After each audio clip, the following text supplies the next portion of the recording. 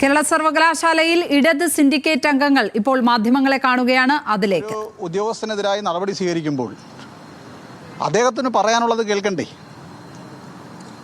അപ്പം അദ്ദേഹത്തിന് പറയാനുള്ളത് കേൾക്കുന്നതിന് ഒരു വകുപ്പുണ്ട്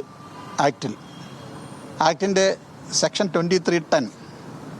അതനുസരിച്ച് രജിസ്ട്രാറെ കേൾക്കാൻ തയ്യാറായിട്ടില്ല. അപ്പോൾ അതുകൊണ്ട് സിൻഡിക്കേറ്റിൻ്റെ അധികാരം ഉപയോഗിക്കുമ്പോൾ ഈ സെക്ഷൻ 2310 കൂടി പാലിച്ചു വേണം ഇദ്ദേഹത്തിനെതിരെ നടപടി സ്വീകരിക്കേണ്ടിയിരുന്നത്. അത് പാലിച്ചിട്ടില്ല. അപ്പോൾ അതുകൊണ്ട് രണ്ടാമത്തെ കാരണം ഇതാണ്. ഈ രണ്ട് കാരണങ്ങൾ കൊണ്ട് ഈ സസ്പെൻഷൻ നടപടി വിഡ്രോ ചെയ്യാനാണ് സിൻഡിക്കേറ്റ് തീരുമാനിച്ചിട്ടുള്ളത്.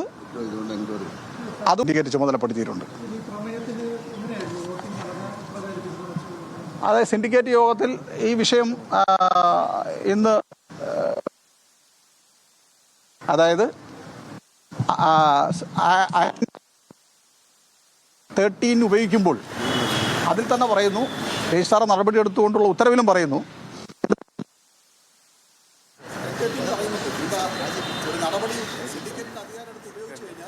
അടുത്ത വരുന്ന സിൻഡിക്കേറ്റ് റിപ്പോർട്ട് ചെയ്യണം. അപ്പോൾ ഈ നടപടിക്ക് ശേഷം വന്ന ആദ്യത്തെ സിൻഡിക്കേറ്റായത്. അപ്പോൾ സ്വാഭാവികമായിട്ട് ഈ സിൻഡിക്കേറ്റിൽ VC അത് റിപ്പോർട്ട് ചെയ്തു. ഞങ്ങൾക്ക് എല്ലാവർക്കും അജണ്ട സർക്കുലേറ്റ് ചെയ്തു.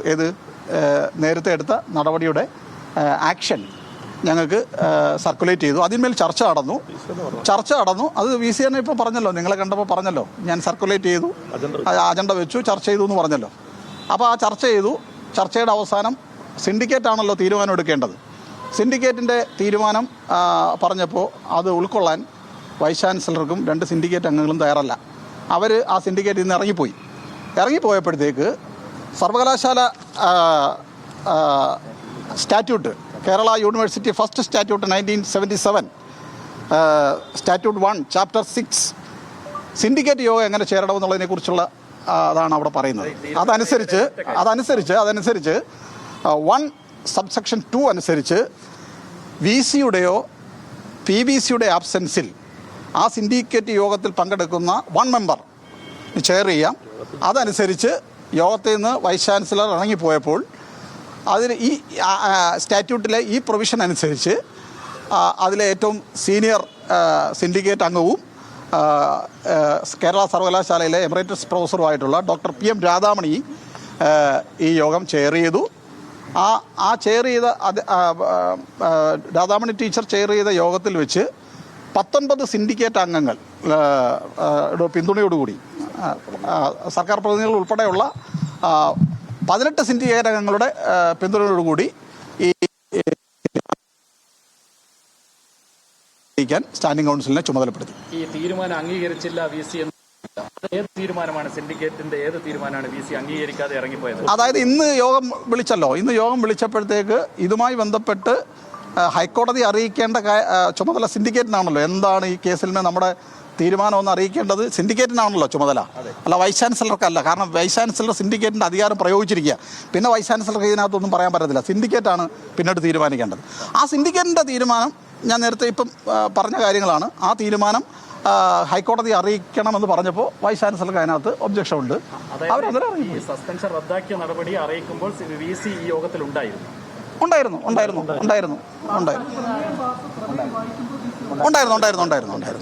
അപ്പൊ അത് വായിച്ചപ്പോഴാണല്ലോ പറഞ്ഞത് ഈ തീരുമാനത്തോട് എനിക്ക് യോജിക്കാൻ കഴിയുന്നില്ല. അപ്പൊ ഞങ്ങൾ പറഞ്ഞു, മാഡം ഈ സിൻഡിക്കേറ്റ് യോഗത്തിൽ ഡിസന്റ് രേഖപ്പെടുത്താനുള്ള റൈറ്റ് ഉണ്ട്. അങ്ങനെയാണെന്നെങ്കിൽ ഈ തീരുമാനത്തോട് ഡിസന്റ് രേഖപ്പെടുത്താം. ഭൂരിപക്ഷ തീരുമാനമാണ് സിൻഡിക്കേറ്റിന്റെ തീരുമാനമായി വരുന്നത്. വോട്ടിംഗ് ഉണ്ട് സിൻഡിക്കേറ്റിൽ തീരുമാനം എടുക്കുന്നതിന്.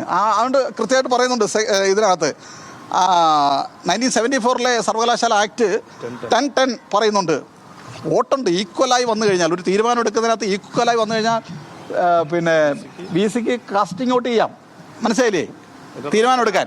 അപ്പോൾ അങ്ങനെ പറയുമ്പോൾ ഉറപ്പായിട്ടും ഭൂരിപക്ഷത്തിന്റെ തീരുമാനമാണ് സിൻഡിക്കേറ്റ് തീരുമാനം. VC ഉള്ളപ്പോൾ തന്നെ ഇതിന് അംഗീകാരം കിട്ടിയോ, അല്ലെങ്കിൽ VCക്ക് പോയതിനു ശേഷമാണ് ഇത് വോട്ടിനിട്ട് അംഗീകരിച്ചത്? സിൻഡിക്കേറ്റ് തീരുമാനം മതിയല്ലോ. VCയുടെ തീരുമാനം ഇവിടെ ഇല്ലല്ലോ. VCക്ക് കൊടുക്കാൻ പറ്റത്തില്ല. ഇനി ഒരു കാര്യമാണ് നിങ്ങൾക്ക് മനസ്സിലാവാൻ വേണ്ടി ഒരു കാര്യം കൂടെ പറയാം. സിൻഡിക്കേറ്റിന്റെ അധികാരം എടുത്ത് ഉപയോഗിച്ചിരിക്കുകയാണ് വൈസ് ചാൻസലർ. അപ്പൊ സ്വാഭാവികമായും അതിന്മേൽ ഒരു കേസ് വന്നിരിക്കുന്നു. ആ കേസിൽ രജിസ്ട്രാറെ മനസ്സിലാവും. അപ്പോൾ സ്വാഭാവികമായും ഇതിന്മേൽ ഒരു അഭിപ്രായം കോടതിയിൽ പറയണമെന്നുണ്ടെങ്കിൽ ഇടതംഗങ്ങളുടെ പ്രതികരണമാണ്. ഇടത് സിൻഡിക്കേറ്റ് അംഗം ജി മുരളീധരൻ സംസാരിക്കുകയാണ്. രജിസ്ട്രാറിനെതിരെ എടുത്ത നടപടി തിരുത്തിയിരിക്കുകയാണ് സിൻഡിക്കേറ്റ്. ചെയ്തിട്ടുണ്ടെങ്കിൽ ഇതിനകത്തുണ്ടല്ലോ മിനിറ്റ്സ് കാണണ്ടേ? ഇല്ല, കറക്റ്റ്. നിങ്ങൾ മിനിറ്റ്സ് പരിശോധിച്ച കാണാൻ കഴിയും. ഞാൻ പറഞ്ഞു ചർച്ചയാണ് വയ്ക്കാൻ പറഞ്ഞില്ല. അതെ, ആക്ട് പറയുന്ന രീതി അനുസരിച്ച് സിൻഡിക്കേറ്റ് യോഗം ചെയ്തു കഴിഞ്ഞാൽ പിന്നെ ആ സിൻഡിക്കേറ്റ് യോഗം പൂർണ്ണമാവാൻ VC ഇല്ലാന്നുണ്ടെങ്കിൽ PVC ചെയർ ചെയ്യണം. PVC ഇല്ലാത്ത സാഹചര്യത്തിൽ 1 member of the syndicate chair ചെയ്യണം. ഇതുണ്ട്, നിങ്ങൾ പരിശോധിച്ചോ? VC ഇല്ലാതെ ഒരാൾക്ക് യോഗം ചേരാൻ പറ്റത്തില്ല. എപ്പം സിൻഡിക്കേറ്റ് യോഗം വിളിക്കുന്നതിന് മുമ്പ് ഒരാൾക്ക് സിൻഡിക്കേറ്റ് യോഗം വിളിക്കാൻ പറ്റില്ല.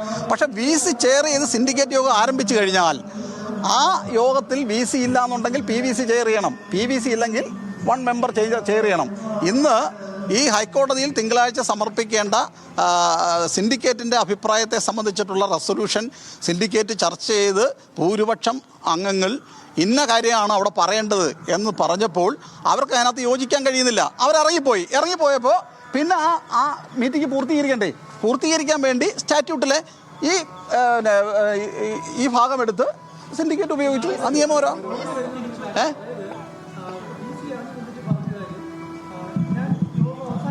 അതവരുടെ അഭിപ്രായം. നിങ്ങൾ രേഖകളാണല്ലോ, അങ്ങനെ അവസാനിപ്പിക്കാൻ പറ്റത്തില്ല. ഒരു അജണ്ട ചർച്ച ചെയ്ത് കഴിഞ്ഞാൽ ആ അജണ്ട തീരുമാനിക്കണം.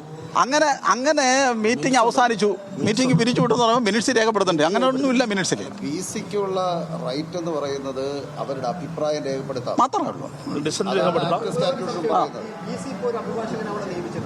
നാളെ ഹാജരാകുമ്പോൾ സിൻഡിക്കേറ്റ് തീരുമാനം അറിയിക്കാൻ വേണ്ടി സിൻഡിക്കേറ്റിന്റെ ഒരു അഭിഭാഷകൻ ഉണ്ടാവും. 2 അഭിഭാഷകർ standing council, Kerala union standing council തീരുമാനം സിൻഡിക്കേറ്റ് എടുക്കുന്നതാണെന്നാണ് നിങ്ങൾ സിൻഡിക്കേറ്റിനകത്ത് കക്ഷിയാണെന്ന് VC പറയുന്നത് റദ്ദാക്കൽ അംഗീകരിച്ചിട്ടില്ല എന്നാണ്.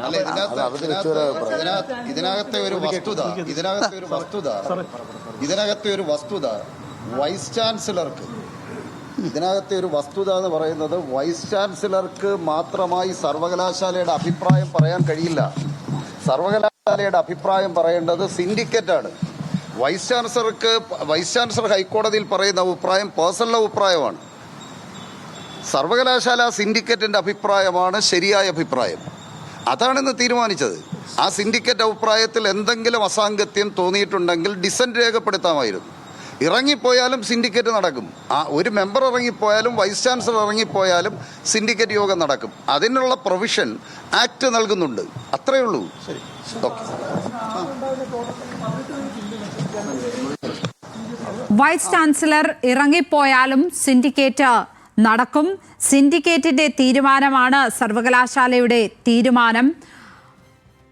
അതങ്ങനെയല്ല എന്ന് പറയാൻ വൈസ് ചാൻസലർക്ക് അധികാരമില്ല എന്നാണിപ്പോൾ ഇടത് സിൻഡിക്കേറ്റ് അംഗങ്ങൾ പറയുന്നത്. വിവരങ്ങളുമായി ഹാൻസ് ജോൺ ചേരുന്നു. ഹാൻസ്, VC ഇറങ്ങിപ്പോയതുകൊണ്ട് സിൻഡിക്കേറ്റിന്റെ തീരുമാനം ഇല്ലാതാകുന്നില്ല എന്നാണ് ഇടത് സിൻഡിക്കേറ്റ് അംഗങ്ങൾ ഇപ്പോൾ പറയുന്നത്. മാത്രമല്ല, സർവകലാശാലയുടെ അഭിപ്രായമെന്നാൽ അത് VCയുടെ മാത്രം അഭിപ്രായമല്ല, സിൻഡിക്കേറ്റിന്റെ ആകെ അഭിപ്രായമെന്നും ഇടതംഗങ്ങൾ പറയുന്നു. വല്ലാത്ത ഒരു നിയമക്കുരുക്കിലേക്ക് കാര്യങ്ങൾ നീങ്ങുന്നു എന്ന് തന്നെ പറയാമല്ലേ? തീർച്ചയായും ലക്ഷ്മി, ഇരുഭാഗങ്ങളും വാദിക്കുന്നത് സർവകലാശാല ചട്ടങ്ങളുടെ അടിസ്ഥാനത്തിലാണ്. പക്ഷേ ഇപ്പോൾ അല്പസമയം മുമ്പ് ഡോക്ടർ സിസ തോമസ്, സർവകലാശാലയുടെ വൈസ് ചാൻസലർ ഇൻചാർജ് ആയിട്ടുള്ള സിസ തോമസ് നമ്മളോടടക്കം പ്രതികരിച്ചത് താൻ ഈ യോഗം പിരിച്ചുവിടുകയാണ് ചെയ്തത്. അതിനുശേഷം യോഗത്തിൽ നിന്ന് വിട്ടുനിന്നുവെന്നാണ്. പക്ഷേ അതിന് വിപരീതമായിട്ടാണ് ഇപ്പോൾ ഇടത് സിൻഡിക്കേറ്റ് അംഗങ്ങൾ പ്രതികരിക്കുന്നത്. അവർ വ്യക്തമാക്കുന്നത് സിൻഡിക്കേറ്റ് യോഗത്തിൽ വൈസ് ചാൻസലർ ഉണ്ടായ സമയത്താണ് ഈ പ്രമേയം അവതരിപ്പിച്ചത്. പക്ഷേ ഈ പ്രമേയം അവതരിപ്പിച്ച സമയത്ത് വൈസ് ചാൻസലർ അവരുടെ എതിർപ്പ് പ്രകടമാക്കി. പക്ഷേ അതിനോടൊപ്പം തന്നെ വൈസ് ചാൻസലറുടെ സാന്നിധ്യം ഉണ്ടായിരുന്ന സമയത്താണ് പ്രമേയം അവതരിപ്പിച്ചതെന്നും അതിനോടൊപ്പം തന്നെ സിൻഡിക്കേറ്റിന്റെ അധികാരം ഉപയോഗിച്ചാണ് ഇത്തരത്തിൽ ഈ പ്രമേയം പാസാക്കിയതെന്നുമാണ് സിൻഡിക്കേറ്റ് അംഗങ്ങൾ വ്യക്തമാക്കുന്നത്. VC ഈ യോഗം പിരിച്ചുവിട്ടിട്ടില്ല, അദ്ദേഹം ഇറങ്ങിപ്പോയതാണ്. അതിനുശേഷമാണ് സർവകലാശാല ചട്ടപ്രകാരം സീനിയർ സിൻഡിക്കേറ്റ് അംഗത്തെ അധ്യക്ഷതയിൽ യോഗം ചേരുകയും അതിനുശേഷം അവരുടെ അധ്യക്ഷതയിൽ തന്നെ ഇത്തരത്തിൽ പ്രമേയം പാസാക്കി രജിസ്ട്രാർ ആയിട്ടുള്ള KS അനിൽ കുമാറിനെതിരെയുള്ള സസ്പെൻഷൻ നടപടി റദ്ദാക്കിയത്. ഈ നടപടി കോടതിയെ അറിയിക്കും. അത് സർവകലാശാല സ്റ്റാൻഡിംഗ് കൗൺസിൽ മുഖേനയായിരിക്കും ഹൈക്കോടതിയെ ഈ വിശദീകരണം അറിയിക്കുക. മുൻ VC ആയിട്ടുള്ള ഡോക്ടർ മോഹനൻ കുന്നുമ്മലിന്റെ നടപടി ചട്ടവിരുദ്ധമായിരുന്നു. സിൻഡിക്കേറ്റിന്റെ അധികാരം എടുത്ത് പ്രയോഗിക്കുകയാണ് വൈസ് ചാൻസലർ ചെയ്തത്. അത് തികച്ചും ചട്ടവിരുദ്ധമാണ്. അതുകൊണ്ട് തന്നെ സിൻഡിക്കേറ്റ് യോഗം അടിയന്തരമായി ചേരുകയും ആ സിൻഡിക്കേറ്റ് യോഗം ഇത്തരത്തിലുള്ള ചട്ടവിരുദ്ധമായ നടപടി റദ്ദാക്കുകയും ചെയ്തു എന്നുള്ള വിശദീകരണം സർവകലാശാലയുടെയും അതിനോടൊപ്പം തന്നെ സിൻഡിക്കേറ്റിന്റെയും ഭാഗത്തു നിന്ന് നൽകും എന്നാണ് ഇപ്പോൾ ഇടത് സിൻഡിക്കേറ്റ് അംഗമായിട്ടുള്ള അഡ്വക്കേറ്റ് G മുരളീധരൻ വ്യക്തമാക്കിയിട്ടുള്ളത്. അതിനോടൊപ്പം തന്നെ മറ്റൊരു സിൻഡിക്കേറ്റ് അംഗമായിട്ടുള്ള S നസീർ പ്രതികരിച്ചത് വീഴ്ചയ്ക്ക് മാത്രമായി സർവകലാശാലയുടെ അഭിപ്രായം പറയാൻ കഴിയില്ല. സർവകലാശാലയുടെ അന്തിമ അധികാരി സിൻഡിക്കേറ്റ് ആണെന്ന് കൂടി അദ്ദേഹം വ്യക്തമാക്കുന്നു. അതുകൊണ്ട് തന്നെ സിൻഡിക്കേറ്റിന്റെ ഈ തീരുമാനമായിരിക്കും ഹൈക്കോടതിയിൽ നിലനിൽക്കുക എന്നുള്ള കാര്യം കൂടി വ്യക്തമാക്കുന്നുണ്ട്. പക്ഷെ അതേസമയം ഇതിന് വിപരീതമായി വൈസ് ചാൻസലർ ആയിട്ടുള്ള ഡോക്ടർ മോഹനൻ കുന്നുമ്മലിന്റെ നടപടിയെ പിന്തുണയ്ക്കുന്ന വിശദീകരണമായിരിക്കും ഡോക്ടർ സിസ തോമസ് ബദലായി നൽകുക. ഈ സാഹചര്യങ്ങളിൽ നിന്നെല്ലാം നമുക്ക് മനസ്സിലാക്കാൻ കഴിയുന്നത് വലിയൊരു നിയമ പോരാട്ടത്തിലേക്ക് തന്നെ ഈ ഭാരതാംബ വിവാദവുമായി ബന്ധപ്പെട്ടുള്ള രജിസ്ട്രാറുടെ സസ്പെൻഷൻ കടക്കും എന്ന് തന്നെയാണ്. കാരണം 3 വിശദീകരണമായിരിക്കും നാളെ ഹൈക്കോടതിയിലെത്തുക. അത് ഒന്ന് സർവകലാശാലയുടെ ഭാഗത്തു നിന്ന്, ഒന്ന് സിൻഡിക്കേറ്റ്, മറ്റൊന്ന് VCയുടെ ഭാഗത്തു നിന്ന്. ഇനിയിപ്പോൾ നാളെ ഹൈക്കോടതിയുടെ സിംഗിൾ ബെഞ്ച് ഈ വിഷയത്തിൽ എന്ത് നടപടിയായിരിക്കും സ്വീകരിക്കുക എന്നുള്ളത് വളരെ നിർണായകമാണ്. ലക്ഷ്മി, തീർച്ചയായും നാളെ കോടതി എന്തായിരിക്കും തീരുമാനം ഈ വിഷയത്തിൽ എടുക്കുക എന്നതറിയാൻ എല്ലാവർക്കും ആകാംക്ഷയുണ്ട്. VCക്ക് ഒരു അഭിപ്രായമാണ്, സിൻഡിക്കേറ്റിന് മറ്റൊരഭിപ്രായമാണ്. രജിസ്ട്രാറുടെ സസ്പെൻഷൻ നടപടി സിൻഡിക്കേറ്റ് റദ്ദാക്കിയിരിക്കുന്ന സാഹചര്യമുണ്ട്. എന്നാൽ തൻ്റെ സാന്നിധ്യത്തിലല്ലാത്ത ആ സിൻഡിക്കേറ്റ് നടപടിയെ അംഗീകരിക്കില്ല എന്ന് VC പറയുന്നു. VCക്ക് മാത്രമായി സർവകലാശാലയുടെ അഭിപ്രായം പറയാൻ കഴിയില്ല എന്ന് സിൻഡിക്കേറ്റ് വ്യക്തമാക്കിയിരിക്കുകയാണ്. ഏതായാലും ഈ നടപടിയെടുത്ത VC അല്ല ഇപ്പോൾ അവിടെ താൽക്കാലിക ചുമതലയിലുള്ളത്. ഡോക്ടർ സിസ തോമസ് ആണ് ഉള്ളത് എന്നുള്ളത് മറ്റൊരു കാര്യം. ഏതായാലും കോടതി എന്തായിരിക്കും ഈ വിഷയത്തിൽ നടപടിയെടുക്കുക, എന്തായിരിക്കും പറയുക എന്നതറിയാൻ തന്നെയാണ് എല്ലാവർക്കും ആകാംക്ഷ. ഇക്കാര്യത്തിൽ ഒരു നിയമക്കുരുക്കിലേക്ക് കാര്യങ്ങൾ നീങ്ങിയെന്ന് നിസ്സംശയം പറയാൻ കഴിയും. ഹാൻസ് ജോണാണ് വിവരങ്ങൾ പങ്കുവച്ചത് തിരുവനന്തപുരത്ത് നിന്ന്.